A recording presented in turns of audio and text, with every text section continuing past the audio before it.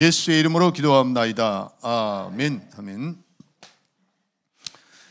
오늘 이 주간은 고난 주간입니다. 고난 주간인데 그래서 오늘도 베드로전서 2장 18절부터 25절에 있는 말씀을 가지고 예수의 고난이라 하는 제목으로 말씀을 드리기를 원합니다. 아까 우리 김창민 집사님이 광고하시면서 칼럼을 여러분들이 도움이 된다는데 정말 도움이 됩니다.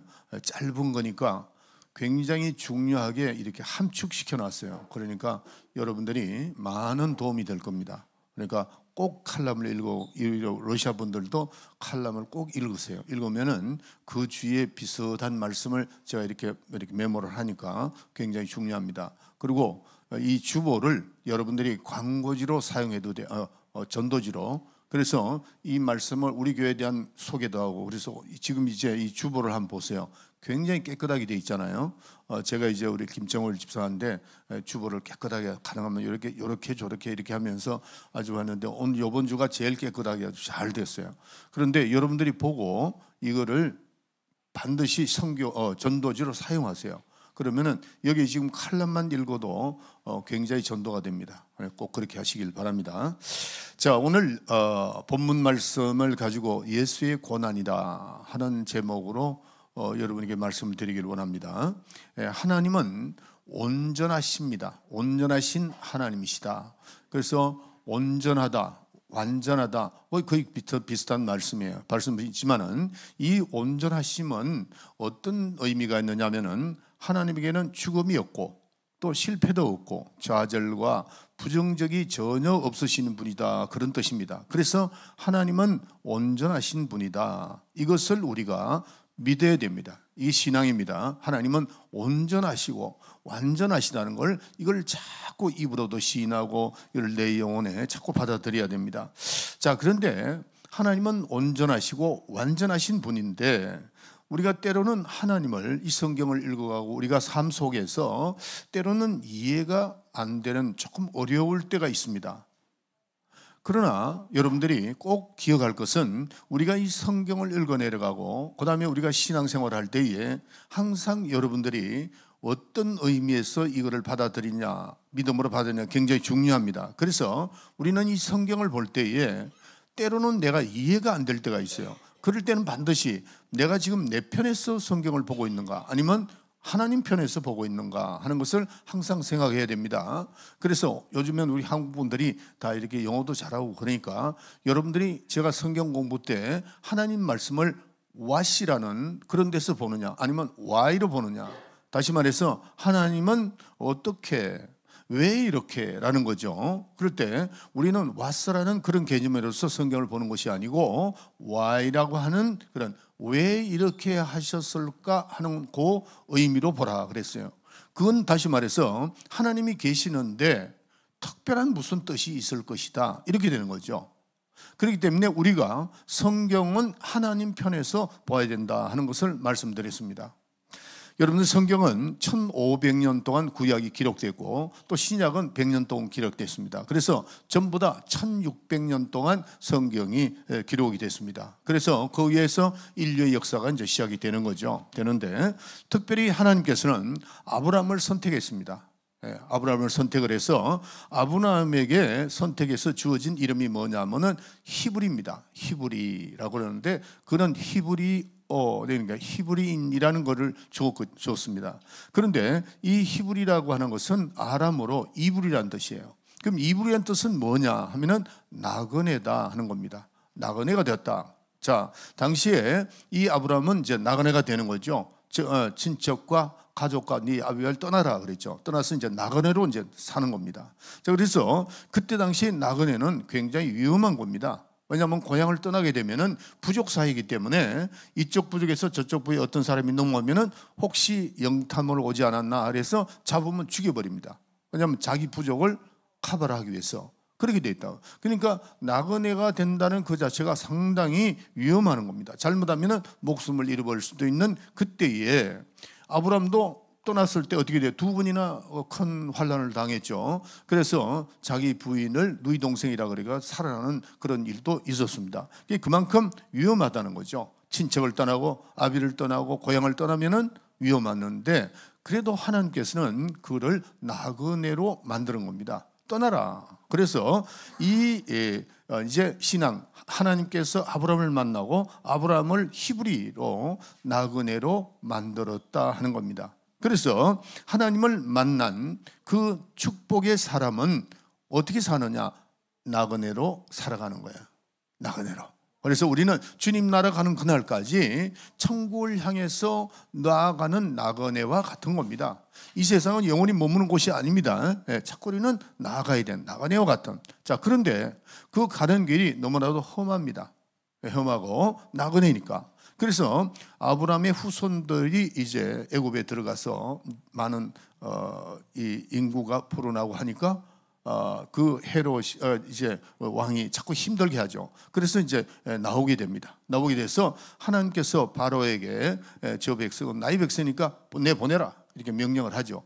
그리고 이스라엘 백성들이 나왔습니다. 40년 동안 나와가지고 이제 40년 동안 적과 꿀이 흐르는 땅을 가는데 여러 가지 힘든 일들이 상당히 많습니다.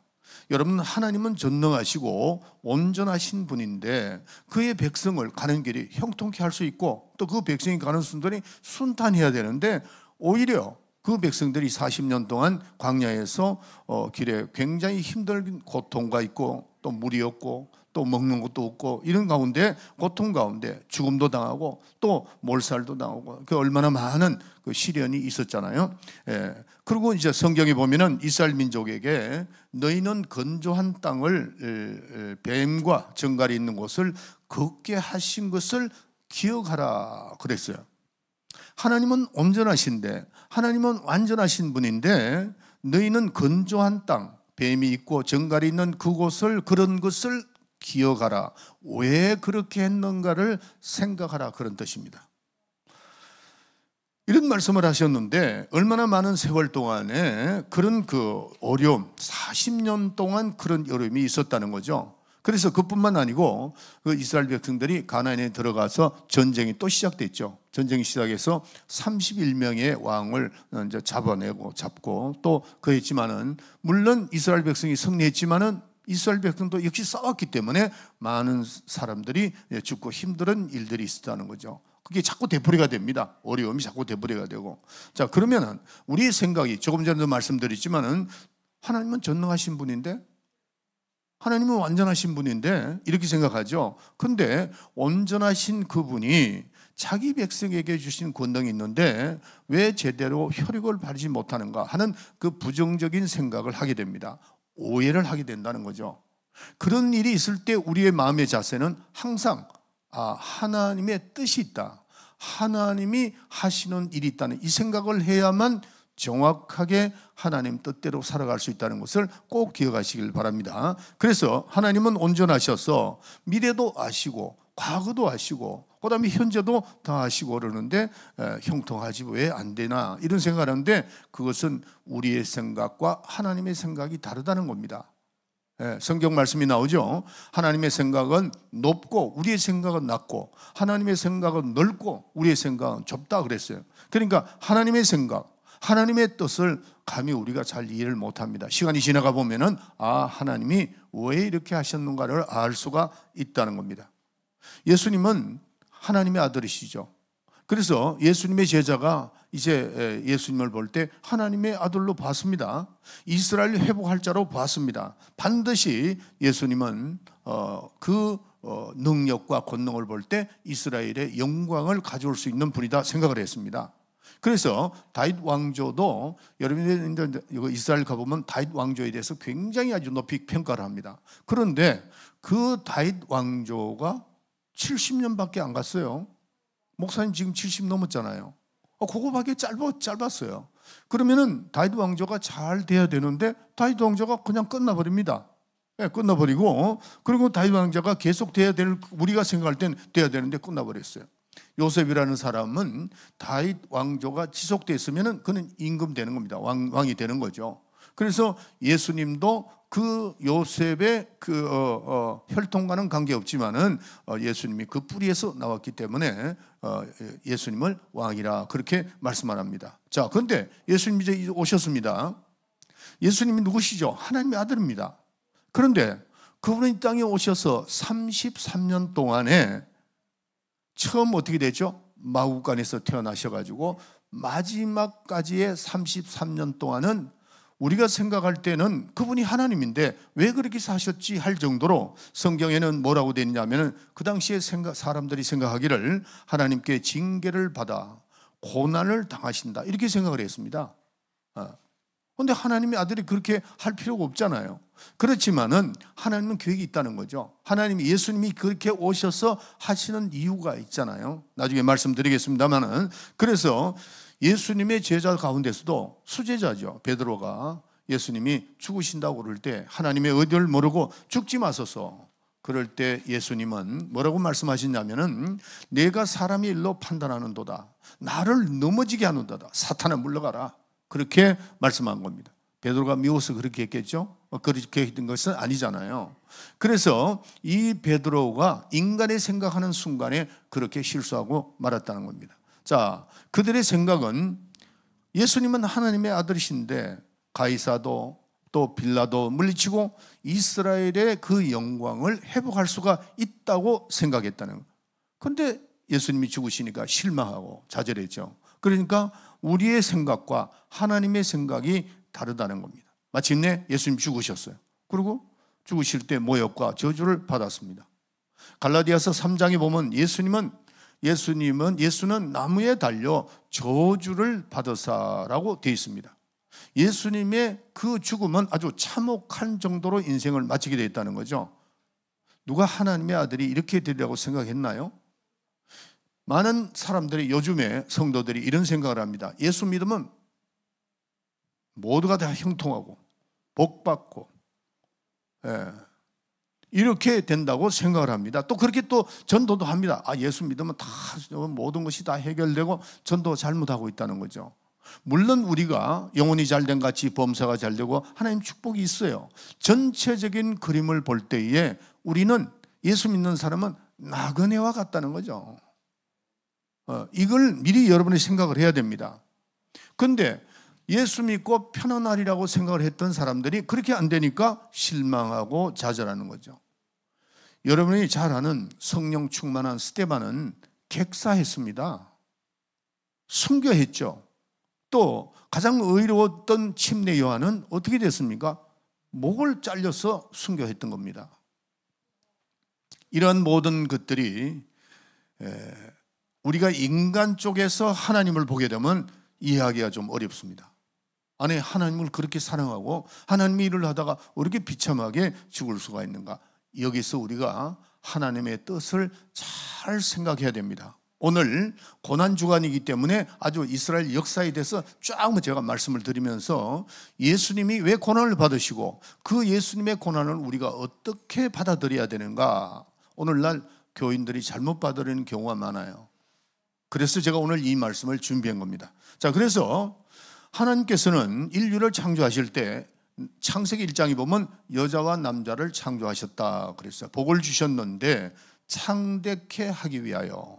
그래서 하나님께서 인간을 창조하시고 자연과의 만남을 허락하시는데 그게 뭐냐는 거죠. 그것이 식물을 주시니라 하는 겁니다. 씨를 주는 거죠.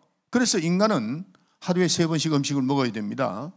먹지 않으면 죽어요. 근데 인간이 식사를 주시는데 씨를 준다는 거죠. 씨 맺는 것을 주신다는 겁니다. 이게 하나님의 의도입니다. 이게 하나님의 의도다 하는 겁니다. 그래서 인간이 하나님으로부터 지음을 받아 최초로 복을 받은 것이 번성하는 축복입니다. 번성한다. 그래서 물리적인 혜택의 자연의 복이 뭔가? 씨 맺는 채소를 주시니라 그거예요. 씨 맺는 채소를 준다. 그래서 인간은 씨 맺는 역사로 인연으로부터 시작됩니다. 씨를 맺는다. 예수님께서 이 거듭남에 대해서 말씀을 하실 때 씨에 대해서 말씀드렸습니다. 거듭남에 대해서. 그래서 하나님께서 아브라함에게도 말씀하실 때 내가 너에게 한 씨를 준다 그랬어요. 씨에 대해서 말씀을 하는 겁니다. 예수님 자신은 씨라고 했습니다. 예수님 자신이 씨라고 했단 말이에요. 그렇게 그 씨가 어떻게 해야 귀한 말씀으로 여러분들이 이해할 수 있느냐는 거죠. 잘 이해를 하셔야 됩니다. 이 시에 대해서 이치를 깨달아야 된다는 것이죠. 시라고 하는 것은 이 시에 대해서 예수님이 설명을 하셨습니다. 길바닥에 떨어진 씨가 뿌리를 내린 못 내리니까 새를 주워 먹어버렸고, 돌짝밭에 떨어진 씨는 이제 어떤 어려움이 있으니까 깊이 뿌리를 내리지 못하니까 삭이 나오나 말라버리고 결실을 못한다. 그 다음에 가시덤불에 떨어진 씨는 기운을 막아서 결실치 못했다. 가시가.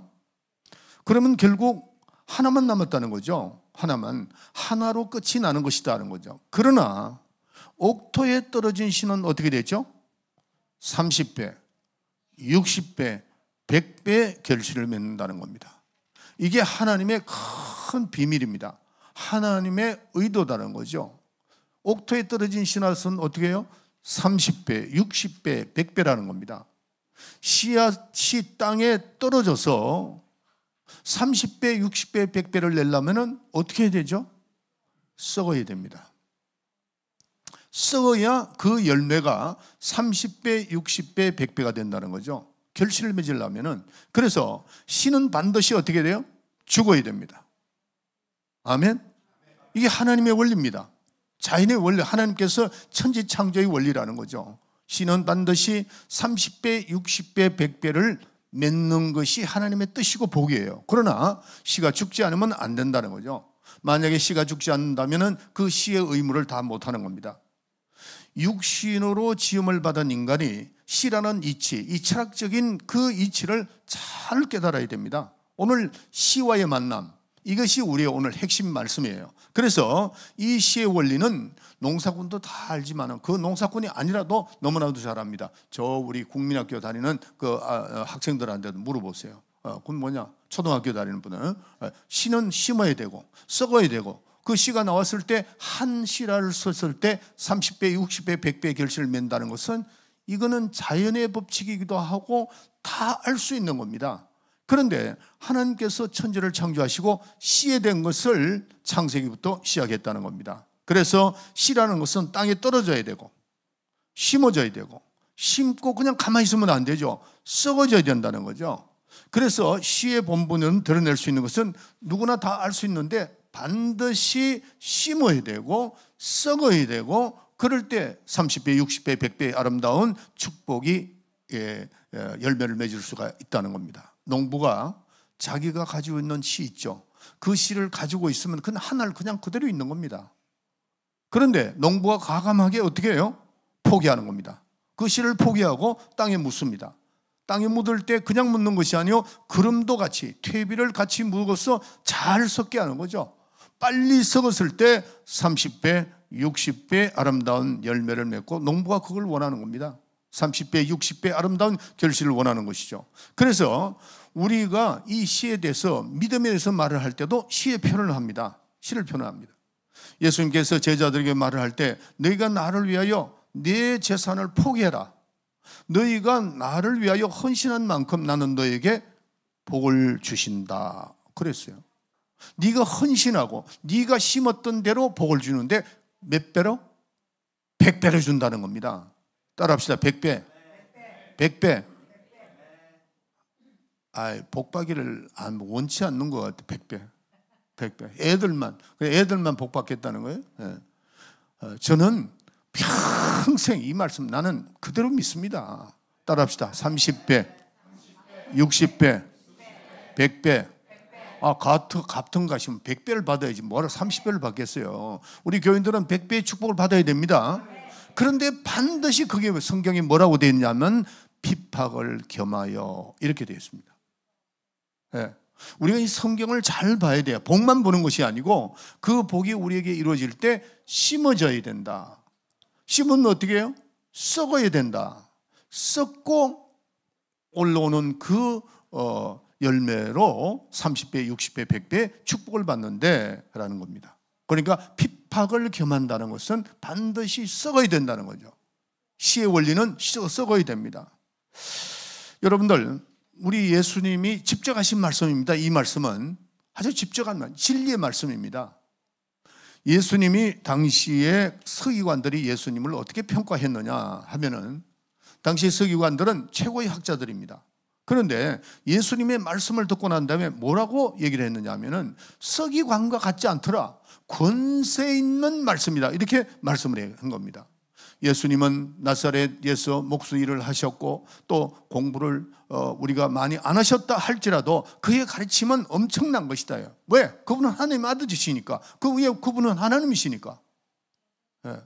그런데 그분이 우리에게 말씀하시는 것은 100배의 축복을 말씀하신다는 거죠. 이것은 제자의 말도 아니고, 이것은 선자의 말도 아니고, 이거는 제사장의 말도 아닙니다. 하나님의 말씀입니다.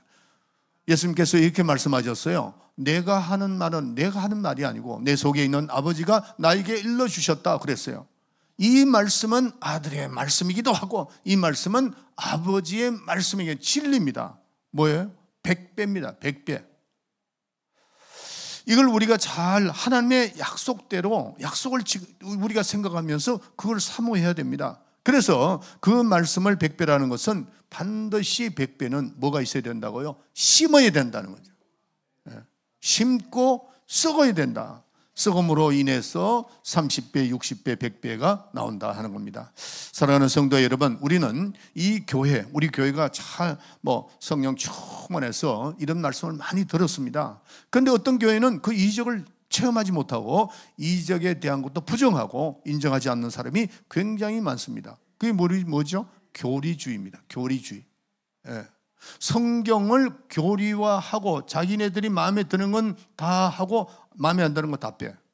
그러니까 이적을 믿지 않습니다. 30배, 60배, 100배 믿지 않습니다. 성경이 있으니까 그렇게 하지만, 그러나 여러분들, 기도를 왜 하죠? 우리가 왜 100배의 기도를 하죠? 하나님 주시는 거니까 100배의 기도를 하는데 우리는 기도한다는 거죠. 기도는 응답받기 위한 겁니다. 응답이라는 것은 이적입니다. 이적이라는 것은 뭐냐면 하나님이 창조하신 모든 것을 우리가 요구해서 받는, 그것이 이적입니다. 우리 인간이 할 수 없는 일을 하나님이 하셨다는 걸 믿고 우리가 간구하는 것이죠. 이적을 구하는 것이 인간이 볼 때 불합리하고 또 모순같이 보여도 하나님이 말씀하셨으니까 우리는 그걸 구하는 겁니다. 믿으시면 아멘 하세요. 우리 교인들은 어디 가서 엉뚱한 얘기 듣고 와서 나한테 이렇게 질문을 합니다. 어떠고죠? 난 그때 힘이 빠져. 내가 가르친 것이 내 지식과 내 철학에서 나왔다면 여러분 안 믿어도 돼요. 그러나 성경에 있을 때는 그 말씀이 우리 생각에 불합리하고 모순같이 들려도 하나님 말씀은 그걸 믿으면 된다는 거예요. 왜? 하나님 편에서 우리가 이해를 해야 되기 때문입니다. 여러분, 사람이 물 위로 걸어간 것이 그게 합리적인 겁니까? 불합리합니까? 불합리합니다. 그러나 베드로는 걸어갔잖아요. 베드로는 걸어갔다는 거죠. 이것이 기도요, 이것이 이적이다 하는 겁니다. 그래서 우리는 이적과 표적을 기대하지 않는다 한다면 기도할 필요도 없습니다. 여기 나와서 우리가 강대상에서 기도하는 분들 보면 나는 참 감사하다. 이게 뭐냐면은 목사님의 그 말씀을 듣고 항상 나와서 이적과 표적과 기사를 구합니다. 또 그렇게 해야 됩니다. 그렇게 해야만 밑에 있는 분들도 이적과 표적과 대표자들이 나와서 기도할 때 밑에 있는 사람들이 아멘 할 수가 있는 거 아니냐는 거죠. 여호수아 보세요. 여러분들이 여호수아는 하나님의 능력으로 해를 멈춘 사람입니다. 그리고 군대를 이끌고 나가서 승리했습니다. 오압 주질이었던 이스라엘의 그 군인을 이끌고 나가서 하나님의 능력으로 태양을 멈추고 그 다음에 모든 일을 다 정리했다, 승리했다는 겁니다. 그래서 요즘에 컴퓨터를 만지는 사람들이 언제 자기네들이 계산을 해볼 때 이 지구가, 이 태양이 한번 멈춘 적이 있다는 걸 발견한다는 겁니다. 요즘에 그 과학이 얼마나 신기합니까? 태양을 멈출 수 있는 그런 믿음이 있어야 될 거 아니에요. 하나님의 약속입니다. 우리는 하나님의 약속을 믿고 100배의 축복을 주리라는 하나님의 말씀은 아버지의 말씀이고 아들의 말씀이라는 것을 이걸 꼭 깨달아야 됩니다. 자, 다시 돌아가서 이 시는 인류가 창조와 함께 인류의 물리적인 그 교통이 하나님께서 인류를 주신 이 땅에 복을 주사 씨 맺는 걸로 주시는데, 그 식물을 주셨는데 심었을 때에 100배의 축복이 있다는 거 얼마나 신기합니까? 아멘. 열왕기하 4장에 보면은 엘리사가 나옵니다. 그 엘리사의 제자 중에 한 사람이 죽었습니다. 죽고 나니까 그의 부인 자녀들이 그냥 가난하게 돼가지고 아주 힘들었죠. 그러니까 엘리사가 그 집을 찾아갔어요. 찾아가서 부인과 자녀들을 살려야 되니까 그 전부 다 동네에 가서 다 물통을 통이 이렇게 항아리 전부 다 가져와라. 다 갖다 놨어요. 그런데 그 집에 뭐만 있었느냐? 하나, 그 그름 한 병만 딱 있었습니다. 그래서 그 병을 가져와라. 그러고 가져와서 계속 갖다 부었어요. 100배의 축복. 그래서 그게 마당에 있던 모든 그 그릇에 다 채웠습니다. 한 병이 다 채웠습니다. 그러고 난 다음에 엘리사가 또 묻습니다. 이거밖에 없는가? 그러니까 동네에 가서 다 빈 걸 가져. 이제는 없습니다. 하니까 그 기름이 끊어졌더라 그랬어요. 100배의 축복. 이걸 우리가 믿어야 됩니다. 예. 이거는 다른 사람이 못 믿어도 우리는 믿어야 돼요. 예수를 믿는 사람들 중에서 그거 못 믿어, 그건 상관하지 마세요. 우리 교인들은 하나님의 말씀을 믿는 것이지 목사의 말이나 어떤 철학자의 말을 믿는 것이 아닙니다. 목사님도 바른 말을 할 때는 믿어야 되지만은 다르게 말하면 믿으면 안 돼요. 하나님의 말씀은 영원하다 인 거예요. 100배의 축복, 나는 믿는다 이게. 아브라함의 믿음이 뭡니까? 없는 것을 있게 하시고 산 자를 죽은 자같이 부르고 죽은 자를 산 자같이 부르는 것이 아브라함의 믿음이다 하는 거예요. 예수님께서 가나 혼인잔치에 갔을 때 물로 포도주로 변하게 했습니다.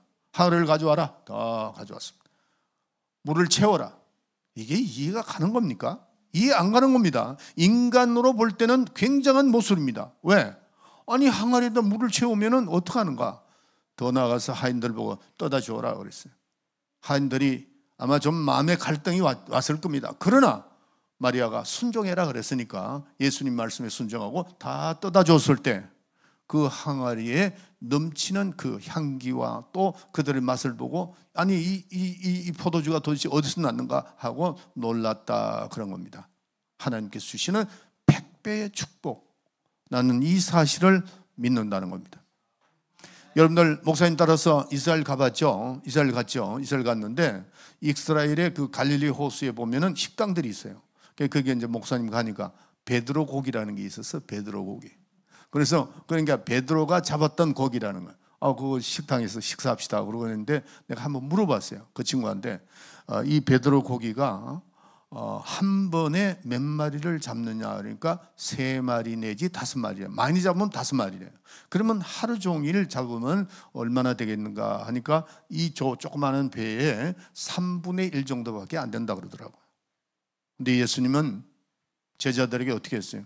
깊은 데로 던져라 그럴 때 그들이 뭐라고 얘기를 했냐면은 깊은 데는 고기가 없다 그랬어요. 맞습니다.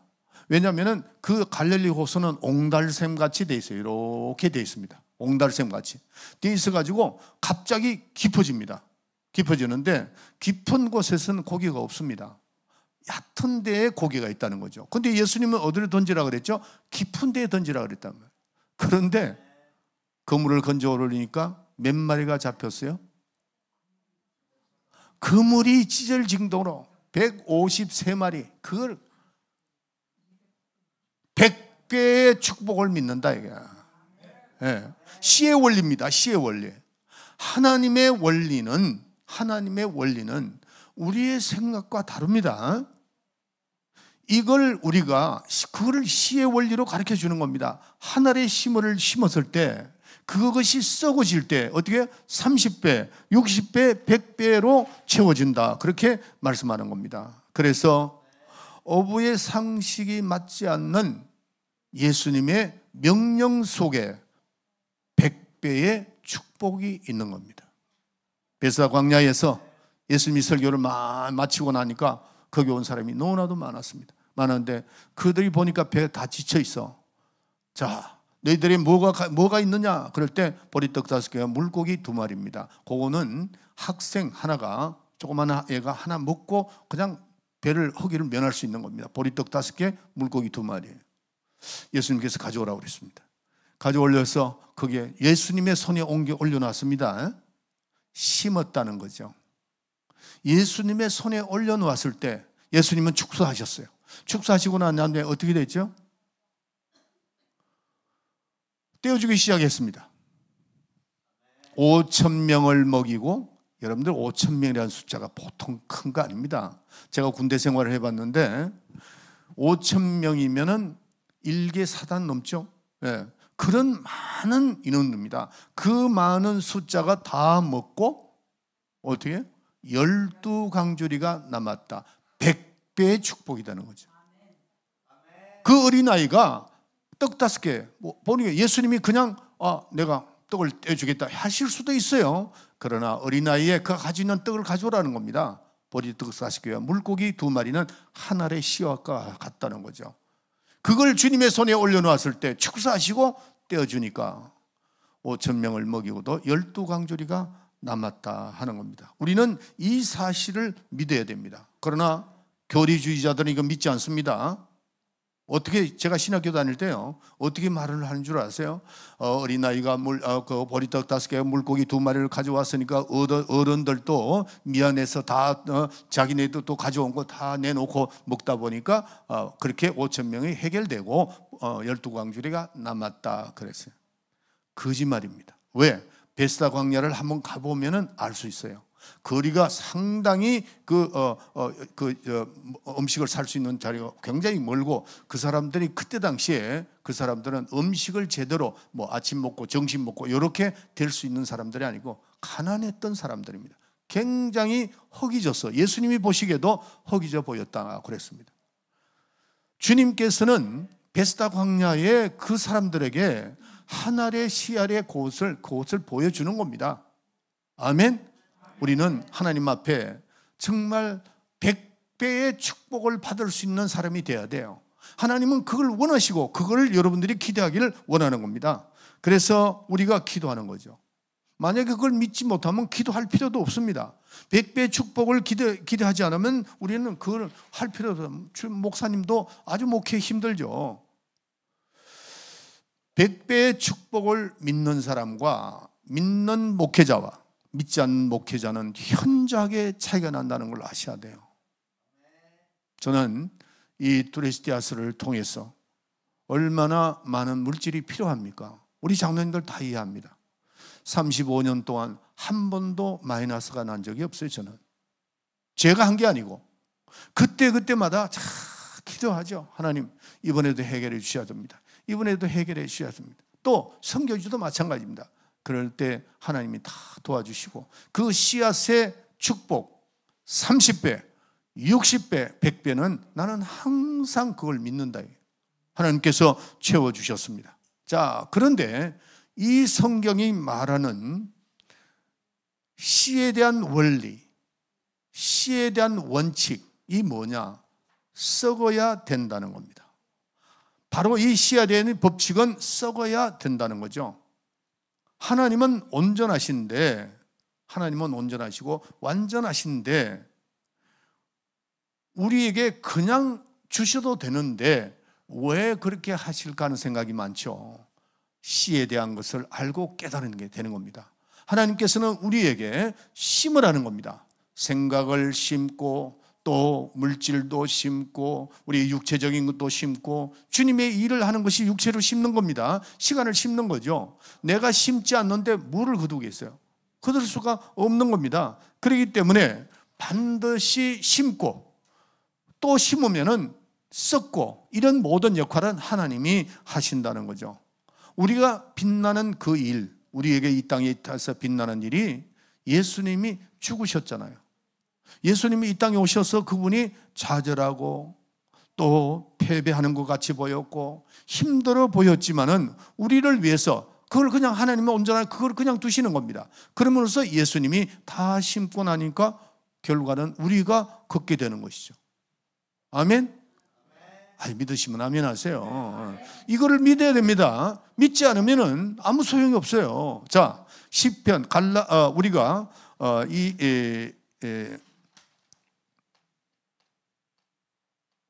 예. 그래서 우리가 씨앗을, 농부가 씨앗을 뿌렸을 때 그 뿌린 씨앗은 반드시 썩어야 된다 하는 것을 다시 말씀드립니다. 자, 예수님께서 이 땅에 오셨습니다. 오셔가지고 그분은 하나님의 아들이에요. 하나님의 아들이지만은 뭐라고 말씀하셨냐면 내가 영광을 위해서 온 것이 아니다. 나는 섬김을 받으러 온 것이 아니고 나는 죽으러 왔다 그랬어요. 죽어야 어떻게 돼요? 우리에게 부활이 있잖아요. 이게 시의 원리입니다. 예수님이 죽으심으로 인해서 한 분이 죽으셨는데 여러 수천만 명, 지금도 우리 앞으로도 그 후손들이 예수의 그 한 씨앗으로 말미암아 우리는 살게 되는 겁니다. 아멘. 그래서 우리는 예수님이 죽으시고 피를 흘리시는 것을 보면서 우리는 생각할 때 그렇게 꼭 해야 되느냐? 예, 하나님의 원리입니다. 하늘의 미랄을처럼 나는 섰고 너희는 추수하라는 겁니다. 내가 죽고 내가 피를 흘리고 함으로 인해서 너희 모든 죄를 다 사함 받으라. 열매를 맺으라는 겁니다. 아멘. 그래서 주님께서 이 땅에 오셔서 가난하게 오셨습니다. 아주 그분은 처음부터 가난했어요. 가난해서 이 땅에서 정말 비참하게 돌아가셨는데 그거 왜 그랬죠? 하나님이 오셨기 때문에. 다시 말해서 예수님은 부유한 자로서 고린도후서 8장 9절에 보면 부유한 자로서 가난하게 되면 우리를 부유케 함이라 그렇게 말씀하시는 겁니다. 이걸 믿어야 돼요. 자, 고린도후서 13장 5절. 너희가 믿음에 있는가 너희 자신을 시험하고 너희 자신을 확증하라. 예수 그리스도께서 너희 안에 계신 줄을 너희가 스스로 알지 못하느냐. 그렇지 않으면 너희가 버리운 자니라. 아멘. 우리가 이걸 믿지 않으면 너희가 믿음에 있는가 너희 자신을 확정하고 예수 그리스도가 네 속에 있는 것을 스스로 알지 못하면 버리운 자라 그랬어요. 버리운 자다. 우리가 신앙생활 할 때에 이런 말이 있어요. 어떤 분은 뭐 시험이 들었다가 말았다가 이렇게 얘기를 한다는데 그래서 어떤 분은 그러더라고요. 10년 주기로 그냥 신앙생활을 왔다 갔다 한다 그러더라고요. 그 사람 성령 안 받은 사람입니다. 성령 받은 사람은 그럴 수가 없어요. 절대 그럴 수 없습니다. 약간의 교회 문제나 어떤 개인의 문제라서 조금 시험 받을 수는 있지만 또 회복되고 또 가고 그럽니다. 그게 왜 그럴까? 성령이 역사하시기 때문입니다. 주님께서 심어놓고 거둔 그거를 믿고 우리는 예수 그리스도를 믿고 우리의 죄를 사해 주시고 우리를 거듭나게 하시고 한 영혼이 살아났잖아요. 예수님이 죽고 우리는 살아난 겁니다. 그 사실이 만약에 믿어지지 않는다면 너희는 뭐라고요? 버리운 자라 그랬어요. 기도하지 않는 자는 그걸 믿지 않는 겁니다. 우리는 예수님이 그분은 부유한 자인데 우리를 위해서 가난하게 되셨다. 믿어야 됩니다. 예수님이 가난하게 되신 것은 예수님이 이 땅에 심은 겁니다. 그분의 삶을 심었기 때문에 우리는 100배의 축복을 누리라. 너는 축복을 받아라는 거죠. 고린도후서 8장 2절을 읽어주세요. 환난의 많은 시련 가운데서 저희 넘치는 기쁨과 극한 가난이 저희로 풍성한 연보를 넘치도록 하게 하였느니라. 아멘. 네. 이 말씀 잘 보세요. 환난의 많은 시련 가운데 너희 넘치는 기쁨과 극한 가난이 너희로 풍성한 연보를 하게 만들었다 그랬어요. 이 말씀 참 깊이 있는 말씀입니다. 부자가 연보를 많이 할 것 같죠? 절대 아닙니다. 어떤 사람이 넘치는 기쁨과 극한 가난이 그를 헌금을 하게 만들었다. 풍성한 헌금을 하게 만들었다는 거죠. 극한 넘치는 기쁨. 넘치는 기쁨 뭘까요? 주님께서 우리를 위해서 채찍에 맞으셨고 주님이 우리를 위해서 가난하게 되셨고 그걸 생각하면 부들부들 떨리는 거죠. 이야, 그분의 하나의 미랄이 됐기 때문에 그분이 와서 죽으셨기 때문에 우리를 구원하셨고 그가 가난했기 때문에 우리를 부유케 해주셨고 그가 채찍에 맞음으로 우리가 남을 입었다. 그 넘치는 희열 기쁨과 극한 내가 가난이 있다 할지라도 헌금을 한다는 거죠. 이런 사람이 헌금을 하는 겁니다. 어떤 사람은 이렇게 얘기합니다. 예수님이 가난했기 때문에 우리도 가난해야 된다. 굉장히 멋진 말 같아요. 굉장히. 이 사람은 절대로 신앙인이 아니고 사상가입니다. 이념입니다. 네, 사상과 이념, 의식가입니다. 절대로 신앙인이 아닙니다. 왜 그럴까요? 한번 저를 쳐다보세요. 내가 만약에 우리 아들한테 내가 가난했으니 너도 가난해라. 있을 수 있는 일입니까? 그렇게 하고 싶은 사람은 하세요. 자녀들한테 야, 나는 가난했으니 너도 가난해. 그럴 부모가 없어요. 절대 그런 부모가 없습니다. 나는 가난하지만 너는 잘 살아라. 내가 고생했으니까 너는 잘 살아야 되지 않는가? 부모는 그렇게 말한다는 거예요. 지금 주님이 그렇게 말씀하시는 겁니다. 내가 채찍에 맞았으니까 네가 질병에서 해방되어라. 내가 가난했으니까 너는 부유해라. 예수님이 가난했으니 우리도 가난해야 된다. 이거는 절대 믿음이 아닙니다. 여러분들은 사상가가 돼서는 안 돼요. 믿음 있는 자가 돼야 돼요.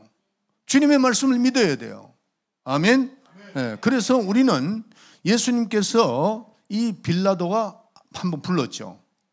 불러가 예수님에게 물어봤습니다. 만약에 사상가라든지 정치가라든지 아니면은 이점을 가지고 있다면 죄인으로 때릴 수 있죠. 죄인이다. 너는 빌라도에게 아니면 가이사에게 네가 배반을 했다. 그런데 다 찾아봐도 사상이 없어. 오직 그는 믿음을 가지고 왔고 또 그에게 이스라엘에게 구원을 가지고 온 사람인데 그리고 빌라도는 손을 튼 겁니다. 죄가 없다. 죄를 발견 못하니까. 그래서 이 빌라도가 예수님이 십자가에 할 수 없이 이스라엘 백성들이 자꾸 십자가에 못 박아서 목사니까 정치적인 생각을 하고 십자가에 달긴 달았는데 그게 폐에다가 뭐라고 썼는 줄 아세요? 헬라어로, 히브리어로, 그 다음에 로마어로 예수님은 왕이다 라고 썼던 겁니다. 그걸 못 쓰게 했던 겁니다. 이 서기관들이나 바리새인들이. 자, 예수님은 만왕의 왕으로 오셨습니다. 하나님께서 이 땅에 독생자 예수 그리스도가 오셔가지고 그분은 하나의 미랄이 되게끔 하신 거지 그 미랄이 우리에게 미치는 영향 이거를 잘 생각해야 됩니다. 예수님이 죽으셨다는 건 뭐죠? 하나의 미랄이 떨어져서 썩어졌다는 겁니다. 그리고 부활하신 거죠. 또 어떤 사람은 또 이렇게 얘기합니다. 하나님은 사랑이 있으니까 우리는 사랑해야 된다. 교회가 사랑이 뭐 없고 저도 교회 사랑이 왜 없습니까? 있는데 여러분 잘 아셔야 돼요. 자꾸 사랑만 자꾸 주장하면 율법주의자가 됩니다. 왜냐하면 성경에 보면 이 율법의 강령이 마음을 다하고 뜻을 다하고 정성을 다하고 목숨을 다하여 주 너희 하나님을 사랑하고 내 이웃을 내 몸과 같이 사랑하라. 그렇게 율법의 강령이 돼 있어요. 있는데 율법의 약점이 뭐냐 하면은 다 사랑하는 것이 아니고 의인만 사랑하는 겁니다. 죄인에게는 정죄하라는 겁니다. 그게 율법이에요. 그러면은 복음은 뭐냐? 절대로 사랑 찾는 사람이 복음을 모른다는 거예요. 복음은 사랑이 아닙니다. 예, 사랑, 이 복음이 뭐냐? 다시 말해서 복음과 율법과 복음을 잘 아셔야 돼요. 율법은 사랑을 주장하는데 의인만 사랑하라고 그랬어요. 그러면 복음은 뭐냐? 죄인도 의인도 같이 사랑하면서 복음은 한 단계 위에서 뭐냐? 자유하라는 겁니다. 따라합시다. 진리를 알지니 진리가 너희를 자유케 하리라. 예, 우리는 정말 수준 높은 신앙생활을 하고 있는 겁니다. 예, 사랑만이 아니고 우리는 어떻게 해요? 자유하라는 겁니다. 자유하라. 진리를 알지니 진리가 너희를 자유하라 그랬어요. 속죄라는 것이 뭡니까? 죄에서 자유하라는 겁니다. 죄에서 해방되어라 그러죠. 질병에서 자유하라. 가난에서 자유하라. 예수님께서 가난하게 됐으니 우리가 자유하고 내가 그 가난과 질병과 모든 것을 짊어졌으니 너는 자유하라. 이걸 믿는 것이 믿음입니다. 그 믿음이라는 것을 우리가 잘 알아야 됩니다. 그래서 예수님께서 내가 가난했으니 너희는 부유케 하라. 고린도후서 8장 9절 다시 한번 읽어주세요. 우리 주 예수 그리스도의 은혜를 너희가 알거니와 부유하신 자로서 너희를 위하여 가난하게 되심은 그의 가난함을 인하여 너희로 부유케 하려 하심이니라. 여러분들 저를 보세요. 나는 가난이 숙명인가 보다, 이렇게 생각하는 사람이 요즘 젊은 애들이 참 많더라고요. 목사님은 어릴 때 어떤 생각을 했냐면은 우리 가정은 가난의 뿌리가 있구나, 그렇게 생각했어요. 내가 아무리 돌려봐도 내가 성공할 수 있는 길이 아무것도 없어. 내 가정은 뿌리가 가난하는구나, 난 그렇게 생각했어요. 그런데 제가 복음을 받아들이고 말씀을 읽어 내려가다 보니까 그게 아니라는 것을 깨닫게 됐습니다. 예수님이 왜 이 땅에 오셨는가? 예수님이 하신 그 말씀, 예수님이 다 짊어졌는데, 나의 가난도, 나의 질병도, 나의 죄도 짊어졌는데 내가 왜 여기 맺혀 있는가? 이런 생각을 하게 되고 완전히 생각을 바꾸게 된 겁니다. 그러니 저를 보세요. 어떤 사람은 이렇게 얘기해요. 나는 마누라 때문에 나는 아주 신세 망쳤다 하는 멍청한 남편이 있는가 하면, 또 어떤 아내는 그래요. 나는 남편 잘못 만나가 내 인생 아주 꼬였다. 내가 한번 물어볼게요. 나는 남편 잘못 만나 내 인생이 꼬였다고 생각하는 사람 손 드세요. 솔직히 아멘하면 안 되지. 나는 부모 잘못 만나서 나는 내 인생이 이렇게 됐다는 사람 손 들어봐. 솔직히 손들어. 허민이는 왜 엄마한테 손들으라고 그래? 여러분들, 여러분의 저주, 죄, 저주, 가난, 이 모든 것은 누가 짊어졌다고요? 근데 왜 자신이 없어? 예수님. 자신 있게 얘기하세요. 성경에 나와 있잖아요. 나와 있단 말이야. 여러분의 저주와 여러분의 가난과 여러분의 죄가 누가 짊어졌다고요? 그렇죠. 예수님이 짊어진 겁니다. 그거를 받아들여야 돼요. 그거를. 네. 그걸 받아야 우리에게 축복이 있죠. 몇 배? 몇 배? 큰 소리 하는 사람만 축복이 임할지어다. 축복이 뭐예요? 몇 배? 더 크게. 몇 배요? 한 알의 씨앗이, 이게 이해가 됐잖아요. 한 알의 씨앗을 심었을 때에 그게 30배, 60배, 100배의 결실을 맺었다고 되어 있습니다. 할렐루야. 그래서 우리는 채찍에 맞는 것도 마찬가지죠. 그가 채찍에 맞으므로 우리가 남았다. 그걸 이해하셔야죠. 그걸 믿음으로 받아들여야 됩니다. 예. 여러분들, 예수님이 채찍에 맞았다고 하니까 그때 당시에요, 문둥병자는 어떤 건 줄 아세요? 이스라엘 백성 율법 보면은 문둥병자는 저주병이라고 그래가지고 침뱉고 비난하면서 성 밖에 쫓아내버렸습니다. 그거는 사정을 봐주지 않아요. 그러니까 그 사람이 문둥병이 걸린 것에도 힘든데 멸시를 받고 저주를 받고 침뱉음을 받고 쫓겨나가는 그 문둥병자의 고통을 예수님이 지셨다니까. 왜? 우리의 건강을 위해서, 우리의 질병을 위해서 채찍에 맞은 겁니다. 나는 이 가난에 대해서 예수님께서 그가 부유한 자로서 가난하게 되시면 우리를 부유케 함이라는 그 말씀을 생각을 하면서 우리 요즘에 이 젊은 사람들은 가난이 뭔지를 모른다는 거죠. 가난이 모릅니다. 지금 40대 50도 잘 모릅니다. 정말 이게 배가 고파가지고 목사님이 금식 3일을 한 게 아니고 3일 굶어 본 적이 있어. 슬프더라고. 정말 슬퍼요. 그걸 지금 아무리 얘기도 안 돼요. 아무리 얘기해도 이해가 안 됩니다. 가난은 정말 힘듭니다. 그걸 누가 지셨다고요? 예수님이 지셨다는 거죠. 죄와 허물과 가난과 고통을 주님이 다 지신 겁니다. 그러니까 여러분들은 어떻게 해요? 자유하라는 겁니다. 자유하라. 그런데 어떤 사람은 죄를 사해 준 건 그건 믿어요. 그런데 우리의 저주와 우리의 가난을 짊어지지 않으면 그건 또 안 믿습니다. 그건 반쪽짜리 믿음이에요. 그건 그 사람은 100배의 하나님의 축복을 믿지 않는 겁니다. 우리가 100배의 축복을 믿는다면 다 믿어야 돼요. 예수님이 괜히 채찍이 맞은 거 아닙니다. 예수님이 왜 괜히 십자가를 진 거 아니에요. 예수님이 그 가난을 짊어지신 이유가 뭐냐는 거. 우리를 위해서 진 거니까 믿는 자만 그대로 일어날 줄 믿습니다. 그래서 우리는 가난에서 자유한 자가 되어야 됩니다. 자유한 자가 되어야 돼요. 또 질병에서 자유한 자가 되어야 됩니다. 죄에서 자유한 자가 되어야 됩니다.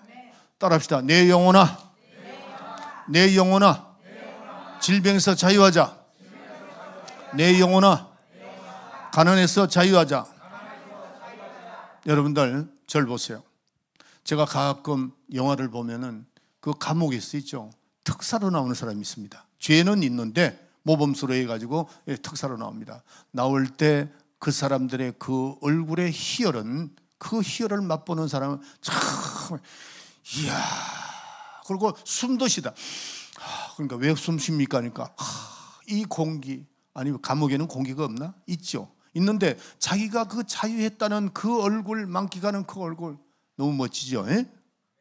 여러분들이 그런 마음을 가지라는 겁니다. 아버지는 죄인의 아버지가 아닙니다.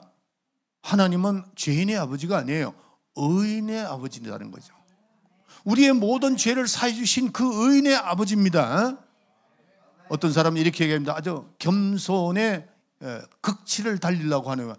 저는 죄인입니다. 저는 죄입니다. 저는 감옥에 있던 어떤 사람들이 나와가지고요, 이 사람, 어떤 사람은 아주 감옥에 있은 것을 계속 얘기해요. 그거 별로 안 좋습니다. 그냥 간정 삼아 자기가 한번 할 수 있어요. 근데 그걸 나는 죄인입니다. 예수 믿는 사람도 마찬가지입니다. 우리가 죄를 사해 준 거 감사하고, 하나님 정말 너무 감사합니다. 그리고 끝. 더 이상은 오히려 아주 겸손한 마음을 가지고 저는 죄인인데요, 뭐 이래. 죄 그런 얘기도 자꾸 하는 거 하나님의 공로를 무시하는 겁니다. 우리는 한번 회개했으면 자유하라 이게. 진정한 자유. 율법보다도 더 강한 게 뭐예요? 자유입니다. 복음. 다시 따라합시다. 나는 그러지 말고 내 영혼아, 죄에서 자유하자.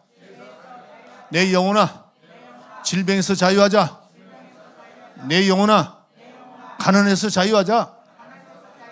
믿습니까? 네. 하나의 씨앗, 예수님이 하나의 씨앗이 돼서 심어졌을 때 죄와 사망과 저주와 가난에서 우리는 다 해방되었는데, 한 사람이 아니고 믿는 모든 사람에게 이루어진다는 사실을 기억하시길 바랍니다. 마지막으로 절 보세요. 오늘날 교회가요 이렇게 얘기합니다. 고난주간에 그리스도의 고난에 동참하자. 이 말 잘못된 겁니다. 우리는 그런 말을 해서는 안 돼요. 내가 고난을 당했으니 너희는 자유하라. 우리는 고난에, 그래서 예수님이 십자가를 메고 올라갈 때 막 거기에 있는 많은 사람들 울고 불고 할 때 예수님이 뭐라고 그랬죠? 그들에게 나를 위해서는 너희들이 울 필요가 없다. 너와 내 자녀들을 위해서 울라.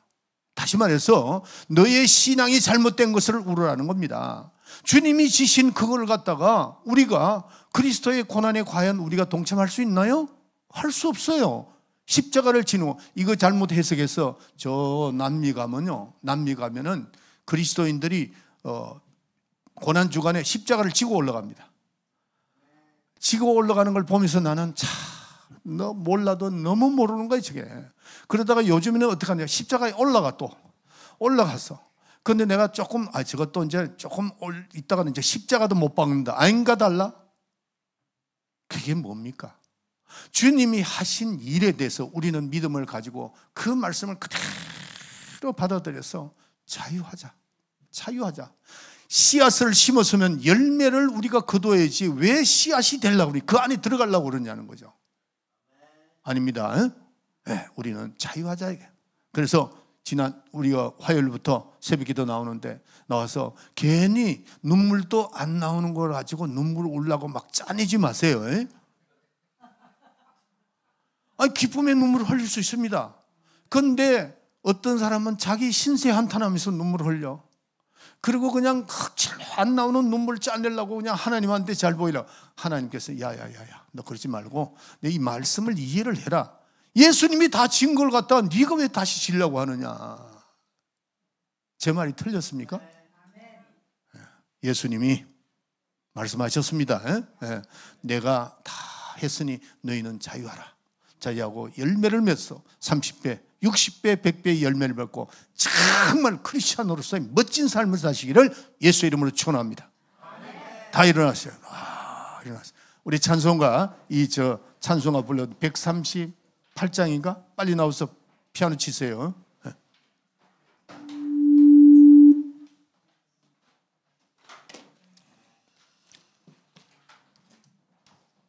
만왕의 왕 내 주께서. 박수 치면서 합시다. 박수 치면서. 드럼 나오세요. 강집사 빨리. 빨리.